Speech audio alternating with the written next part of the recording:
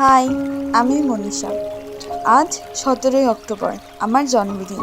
তোমরা সকলে আমাকে অনেক উইশ করেছো, তার জন্য অনেক ধন্যবাদ।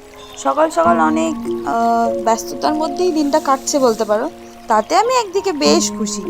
একে তো রাত 12টায় অনেকেই উইশ করেছে আমার জন্মদিন মনে রেখে, তাদের কল রিসিভ করে কল অ্যাটেন্ড করে ঘুমোতে ঘুমোতে অনেকটাই রাত হয়েছে। তারপর সকালবেলা ছিল আমার একটা টিউশন, যেটা করে আমি গেছিলাম আশ্রমে। তারপর দুপুরের মেনুতে ছিল আজকে ভাত, ডাল, আলু ভাজা, বেগুন ভাজা, পটল ভাজা, পোস্ত, চাটনি, পাঁপড়, মিষ্টি, দই, আইসক্রিম, এত কিছু। আচ্ছা, এবার তোমরা অনেকেই আমায় বলতে পারো যে মাছ মাংস কেন নেই আইটেমে দুপুরের লাঞ্চে।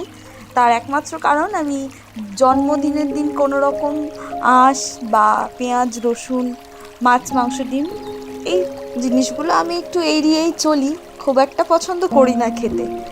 আর বিকেলবেলা গেছিলাম আমার বন্ধুর সাথে একটু বার্থডে সেলিব্রেট করতে। দেখা হচ্ছে নেক্সট পার্টে।